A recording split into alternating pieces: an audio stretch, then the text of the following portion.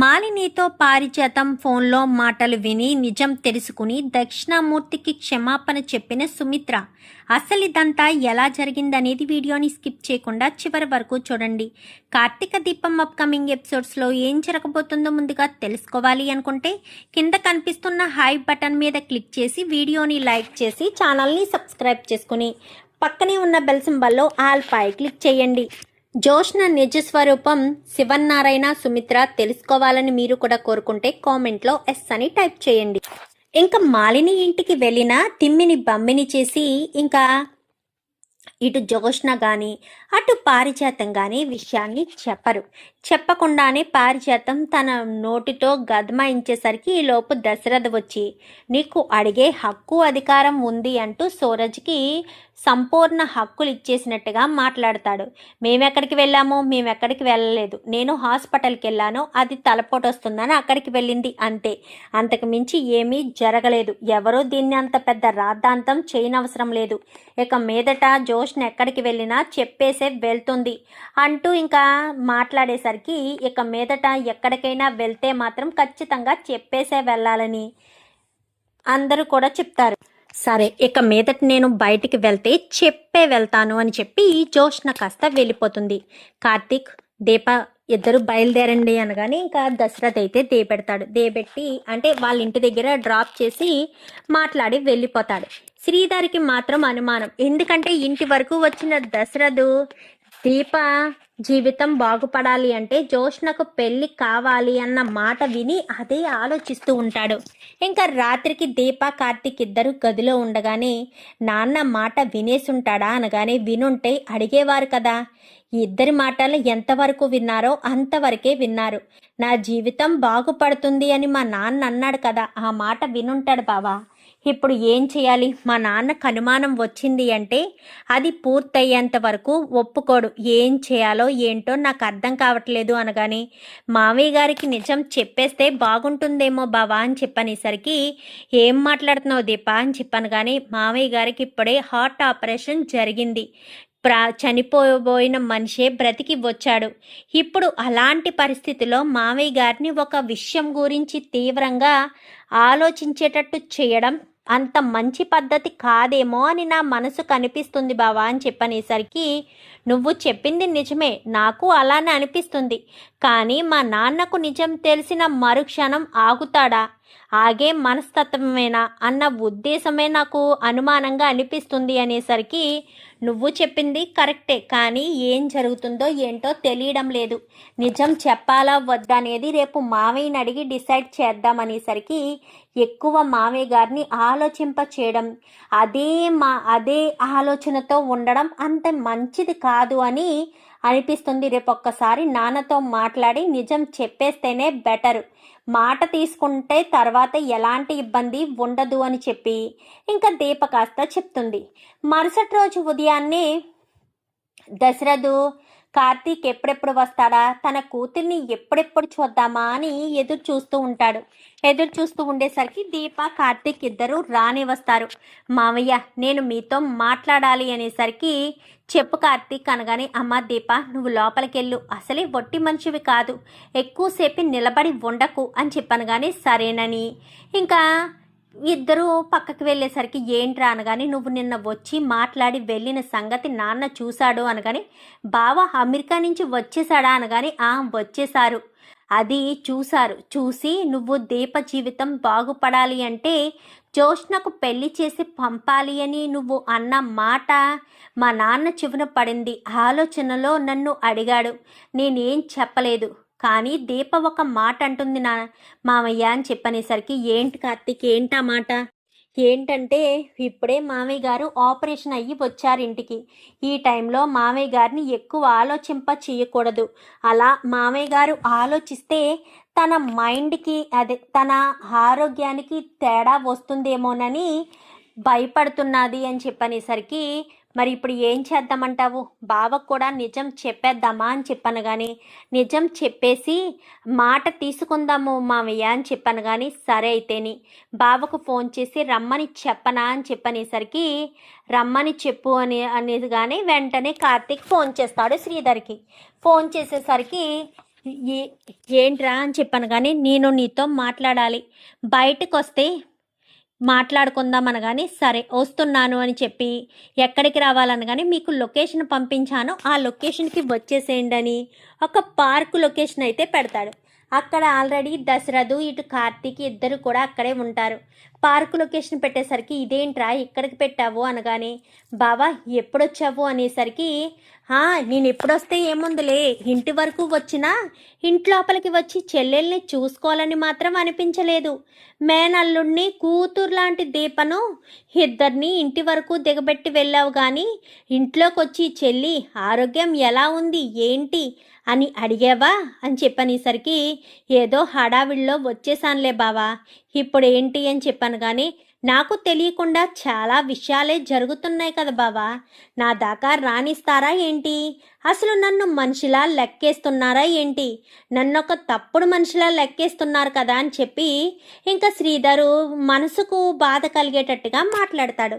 ఏం మాట్లాడుతున్నావు బావా, నిన్ను తప్పుగా మనిషిగా నిన్ను తక్కువ చేసి ఎందుకు ఆలోచిస్తాం చెప్పు అనగానే మరి నువ్వు నిన్న దీపతో అంటున్నావు కదా నీ జీవితం బాగుపడాలి అంటే జోష్నకు పెళ్ళి అవ్వాలి అని, మరి అదేంటి అని చెప్పాను కానీ ఏమని చెప్పాలి చెప్పు, ఏమని చెప్పమంటావు అనగానే అదే కదా ఏంటి అని అడుగుతున్నాను, దానికి సమాధానం చెప్పు అనేసరికి ఏంటా దీప ఎవరో కాదు నా కన్న కూతురు అనేసరికి అదేంటి బావా దీప నీ కన్న కూతురేంటి, జోష్న కదా మీ కన్న కూతురు అనగానే పారిజాతం పిన్ని చేసిన కుట్రకు కుతంత్రానికి దీప బలైపోయింది బావా అని చెప్పనేసరికి అత్తయ్య గారు ఏం చేశారు అనగానే ఇలా బిట్టుగా చెప్తే మా నాన్నకు అర్థమవుదు మావయ్య, మొత్తం చెప్పు, అసలే హార్ట్ పేషెంటు అనగానే పదే హార్ట్ పేషెంటు అనకరా, నేనేమీ అంత హార్ట్ పేషెంట్నేమీ కాదు అని చెప్పనేసరికి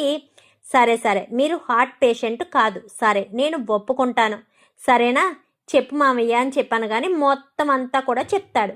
చెప్పేసేసరికి ఆ మాటలన్నీ విన్నా శ్రీధర్ ఒక్కసారిగా షాక్ అయిపోతాడు. అంటే ఇన్ని రోజులు మేనకోడలు అనుకున్నది దాసు కూతుర్నా, అంటే నా అసలైన మేనకోడలు నా ఇంటి కోడలైన దీపన, నా మామయ్య గారి అసలైన మనవరాలు దీపన అని చెప్పాను కానీ అవును బావా ఈ నిజం తెలిసాక నువ్వెందుకు సైలెంట్గా ఊరుకున్నావు బావా అని చెప్పాను కానీ ఏం చేయమంటావు, కన్న తండ్రి ప్రాణాలే తీయడానికి వెనకాడలేదు నీ మేనకోడలు, అలాంటిది మమ్మల్ని వదిలిపెడుతుందా, నాకు తెలిసి నా మీద హత్యా ప్రయత్నం చెయ్యబోయింది కూడా నీ మేనకోడలే అయ్యుంటుంది, ఇంకెందుకు బావా పదే మేనకోడలు అంటావు, ఆ దశలో నా మేనకోడలు కాదు అని తెలిసిన తర్వాత తనని నేను మేనకోడలుగా ఎందుకు అనుకుంటాను, నేను చెప్పానా మావయ్య నాన్న ఇలాగే ఆవేశపడతాడని, బావా నీ అంతట నువ్వు నిజం బయట పెట్టొద్దు, ఈ నిజం నీకెందుకు చెప్పామంటే అసలే నువ్వు హార్ట్ పేషెంట్వి,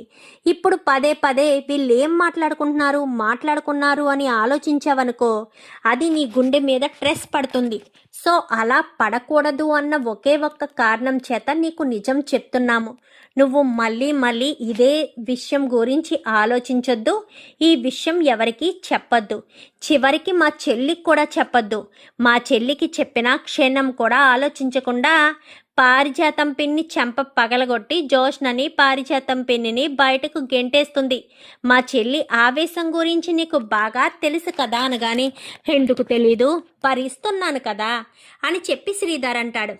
ఎట్టి పరిస్థితుల్లోనూ చెప్పొద్దు బావా, చెప్పకుండా ఉండడమే మంచిది, సరే చెప్పనులే బావా అని చెప్పి శ్రీధర్ అంటాడు.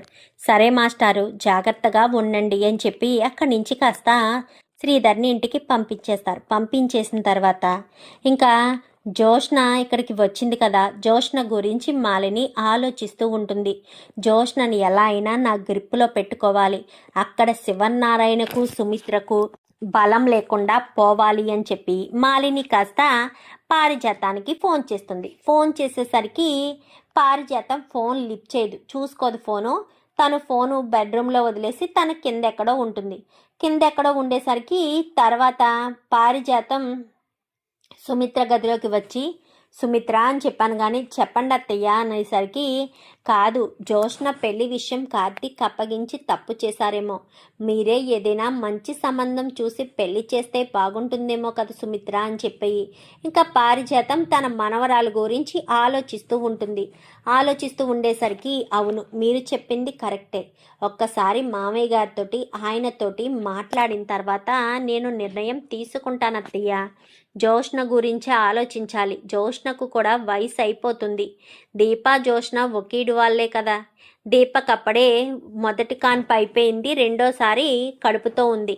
ఇంకా నా కూతురు ఎన్ని రోజులు ఇంట్లోనే ఉంటుంది, తనకు మాత్రం పెళ్ళి సంసారం బాధ్యతలు ఉండాలి కదా అని చెప్పాను. కానీ నేను అదే చెప్తున్నాను అని చెప్పి ఇంకా మాట్లాడుతుంది పారిజాతం. అయితే సరే అని ఇంకా సుమిత్ర కాస్త మాట్లాడదాం అనుకునేసరికి, ఎవరు చెప్పారు నీకు ఈ మాట అని చెప్పాను. కానీ ఇంకెవరు, అత్తయ్య గారే అన్నారండి అనేసరికి, ఎందుకు పారిజాతానికి అవసరం లేనివి, పారిజాతం ఏదైనా సంబంధం చూస్తుందేమో అని చెప్పనేసరికి, సరే నేను మా అత్తయ్య గారితో మాట్లాడతానులేండి, జోష్న విషయంలో కలగ చేసుకోవద్దని చెప్పు సుమిత్ర.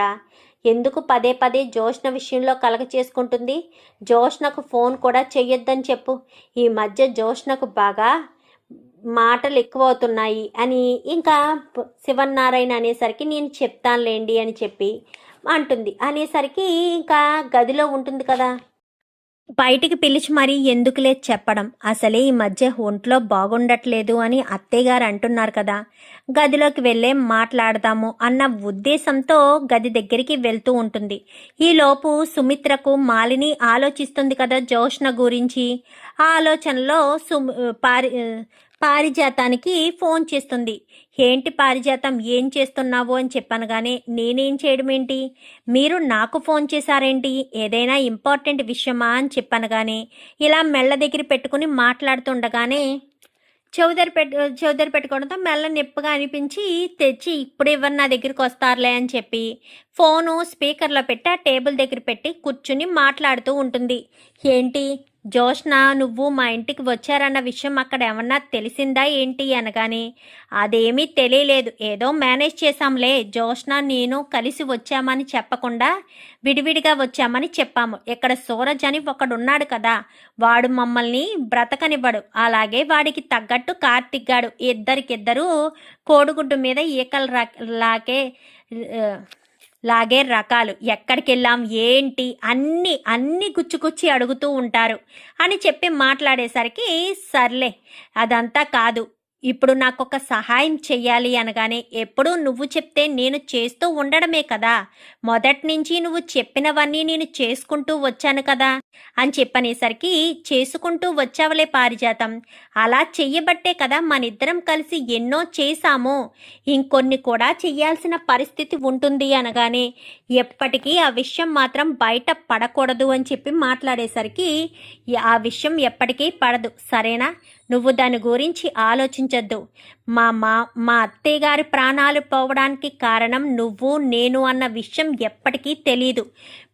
ఎలాగా సుమిత్రకు మా మామయ్య గారి మీదే కదా కోపం, మా మామయ్య గారు నిర్లక్ష్యం చేయడం వల్లే కదా మా అత్తయ్య ప్రాణాలు పోయాయి అని చెప్పి అనుకుంటుంది సుమిత్ర. ఆ ప్రాణాలు తీసింది మనమన్న విషయం ఎప్పటికీ బయటికి రాదు, అలా బయటకు వస్తే వాళ్ళిద్దరూ కలిసిపోతారు, ఇంకా నాకు అన్యాయమే జరుగుతుంది, నేను శివన్నారాయణ మీద పెంచుకున్న కోపం ఎలా తీరుతుంది, ఎప్పటికీ తీరదు అని చెప్పనేసరికి, సరే ఇప్పుడు ఏం చేయాలి అనగానే, జోష్నను మరొక్కసారి మా ఇంటికి తీసుకురా, అలాగే కుదిరినప్పుడల్లా తీసుకొస్తూ ఉంటే జోష్నను నేను మాట్లాడతాను అని చెప్పనేసరికి, జోష్న అస్తమాను రావడానికి ఇష్టపడదు, అసలే ఈరోజు వచ్చినందుకే ఇంట్లో వాళ్ళు అనుమాన పడుతుంటే ఇంకా జోష్న రావడానికి ఇష్టపడటం లేదు, ఎందుకో ఏంటో జోష్ని మధ్య నా మాట కూడా వినడం లేదు అని చెప్పి మాట్లాడేసరికి, అవునా ఎందుకు నీ మాట వినడం లేదు, ఎప్పుడూ నీ మనవరాలు నీ మాటే వింటుంది అని చెప్తావు కదా అని చెప్పాను. కానీ సర్లే అదంతా కాదులే, ఇప్పుడు మీ మామయ్య గారికి ఇంకా మా ఆయన మీద కోపం పోలేనట్టుంది అని చెప్పనేసరికి, అదెలా పోతుంది, పోయేటట్టు నేనేం చేస్తాను, కోపాన్ని పగని ఇంకా ఇంకా పెంచుతూ ఉన్నాను కదా, ఇలా పెంచే కదా సుమిత్రకు మా మామయ్యని దూరం చేశాను. ఆ దూరం ఇంకా ఇంకా దూరం జరుగుతూనే ఉంటుంది అని చెప్పనేసరికి సరే వీలు చూసుకుని మళ్ళీ తీసుకొస్తానులే అని చెప్పి ఇంకా పారిజాతము ఇటు మాలిని మాట్లాడుకుంటారు. ఈ మాటలన్నీ విన్న తర్వాత సుమిత్రకు ఒక విషయం క్లారిటీ వస్తుంది. తన తల్లి చనిపోవడానికి కారణం వీళ్ళిద్దరే కానీ తన తండ్రి కాదు అన్న విషయం తెలుసుకున్న సుమిత్ర ఎంతగానో బాధపడుతుంది. కానీ అక్కడ వెళ్ళి పారిజాతాన్ని ఏమీ అనలేకపోతుంది. తన తండ్రిని తప్పు పట్టాను, తన తండ్రి మీద నింద వేశాను అని ఎంతగానో బాధపడుతూ వెంటనే ఇంకా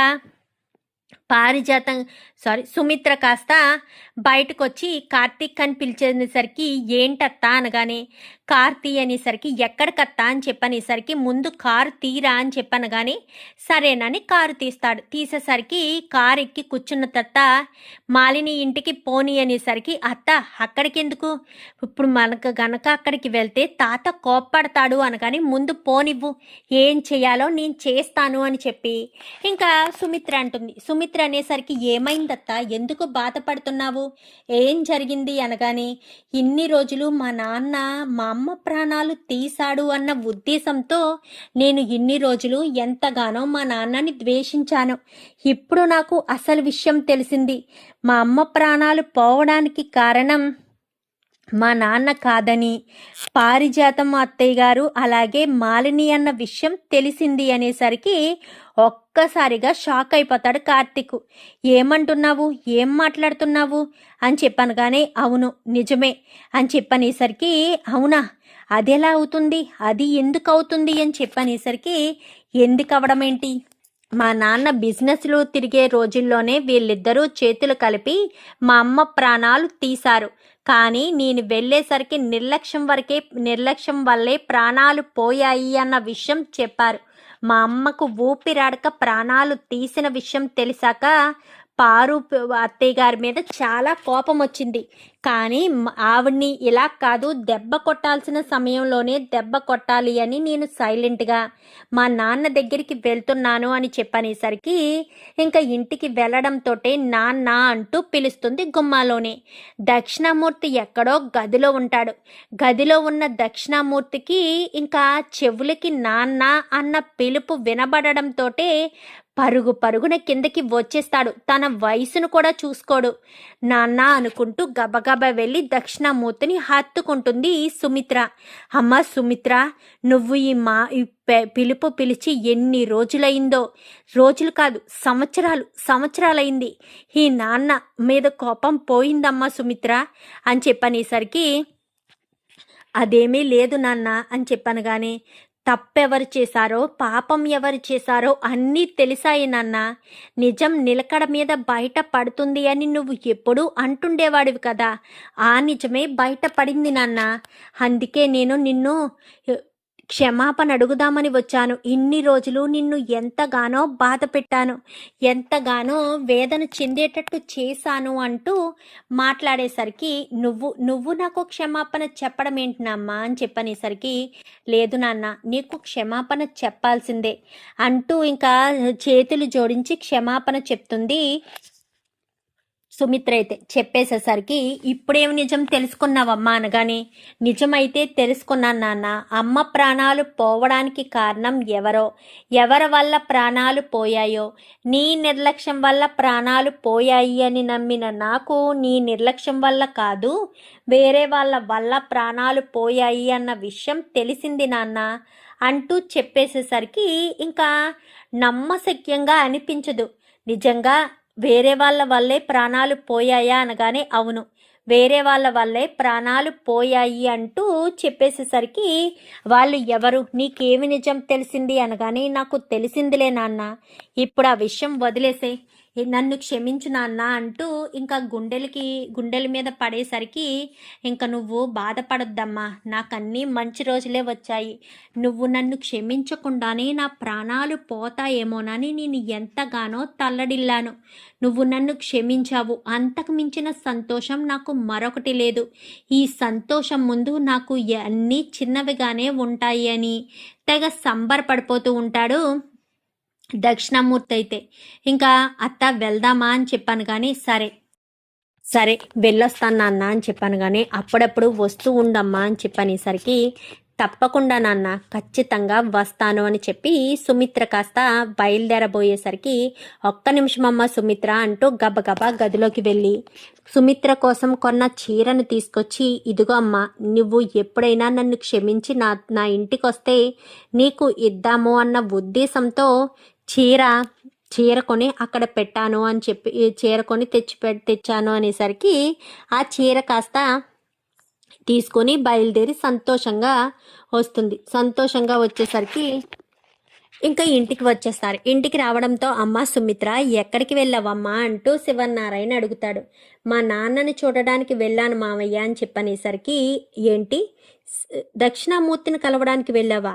దక్షిణామూర్తి మీ అమ్మ ప్రాణాలు తీయడానికి కారణమయ్యాడు అని పోవడానికి కారణమయ్యాడు అని చెప్పి తనని ద్వేషించావు కదమ్మా అనగానే అవును మావయ్య మా నాన్నని ద్వేషించిన మాట నిజమే, కానీ మా నాన్న ఎలాంటివాడో మా నాన్న ఏ తప్పు చెయ్యలేదని తెలుసుకున్నాను కాబట్టి మా నాన్నను క్షమాపణ అడిగాను. ఇన్ని రోజులు ఆయన్ని నేను ఎంతగానో బాధ పెట్టి ఆయన్ని ఎన్నో మాటలని బాధ పెట్టాను.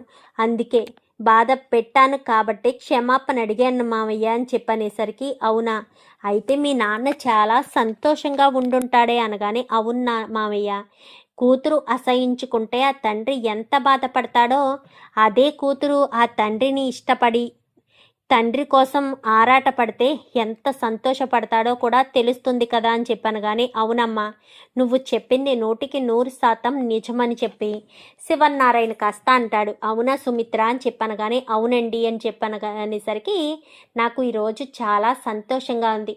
ఇదిగో మా నాన్న నా కోసం చీర కొన్నాడంట, చీరను కూడా చూపించాడు అని చెప్పి అనగానే వెంటనే చీరను చూస్తూ తెగ సంతోషపడిపోతూ గదిలోకి వెళ్ళిపోతుంది. ఏంట్రా కార్తీక్ నీకు వెళ్ళేటప్పుడు వరకు తెలియదు అనగానే నాకు అత్త కారు తీయమని మాత్రమే చెప్పింది మామయ్య.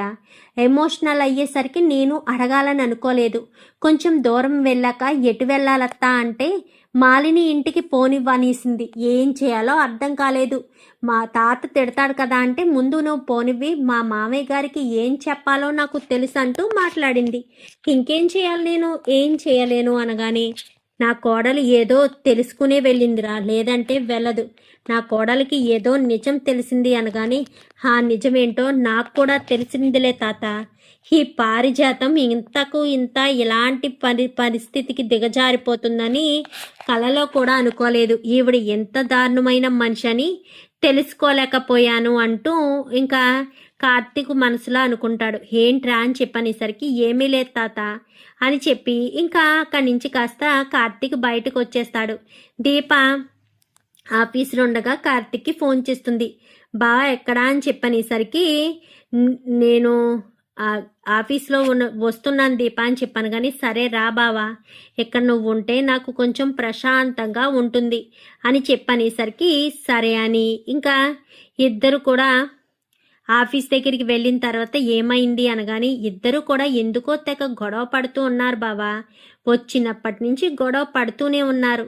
విషయం ఏంటో తెలియడం లేదు. వీళ్ళ గురించి అసలు ఎందుకు విషయాలు ఏంటో, వీళ్ళు ఎలా గొడవ పడతారో దేని గురించి గొడవ పడుతున్నారో తెలియడం లేదు అని చెప్పనేసరికి అవునా సర్లే నేను కనుక్కుంటానులే బ్రోని అనేసరికి బ్రోని అడిగితే మాత్రం తెలుస్తుందా ఏంటి, ఎప్పటికీ తెలీదు అని చెప్పి మాట్లాడుతూ ఉంటారు. మాట్లాడుతుండేసరికి సర్లే అని ఇంకేం మాట్లాడకుండా ఏంటి పెండింగ్ ఫైల్స్ చాలా ఉన్నట్టున్నాయి అనగాని అవును బాబా ఇవన్నీ ఇప్పుడే జోష్న తీసుకొచ్చి ఇచ్చింది, ఒక్కసారి ఇవి చూడవా అనగానే సరేనని అవన్నీ కూడా చూస్తాడు. చూసేసరికి అవన్నీ చూడడంతో చూస్తూనే ఆలోచిస్తూ ఉంటాడు. దీపా నీకొక విషయం చెప్పాలి అనేసరికి ఏంటి బావా ఏంటి ఆ విషయం అని చెప్పాను. కానీ అది అది అది అంటూ మాట్లాడడంతో చెప్పు బావా అనేసరికి ఈరోజు అత్త ఎక్కడికి వెళ్ళిందో తెలుసా, మీ తాత దగ్గరికి అనగానే ఏంటి దక్షిణామూర్తి తాత దగ్గరికి అని చెప్పనేసరికి అవును మీ తాత దగ్గరికి వెళ్ళి మీ తాతను క్షమాపణ అడిగింది అనేసరికి అవునా అదేంటి బావా అని చెప్పాను. కానీ నిజం తెలిసింది. వాళ్ళమ్మ ప్రాణాలు పోవడానికి కారణం ఎవరో కూడా తెలుసుకుంది అని చెప్పి మాట్లాడేసరికి అవునా ఎవరు అని చెప్పాను కానీ ఇక్కడ కాదు చెప్తాను అని చెప్పి కార్తీక్ అంటాడు. మరి పారిజాతం గురించి తెలుసుకున్న తర్వాత ఏం ఇంట్లో వాళ్ళు ఎలాంటి నిర్ణయం తీసుకుంటారు చూద్దాం. మరి రాబోయే ఎపిసోడ్స్లో ఏం జరుగుతుందో. వీడియో నచ్చితే లైక్ చేసి ఛానల్ని సబ్స్క్రైబ్ చేసుకుని పక్కనే ఉన్న బెల్ సింబల్లో ఆల్ పై క్లిక్ చేయండి. Thank you for watching.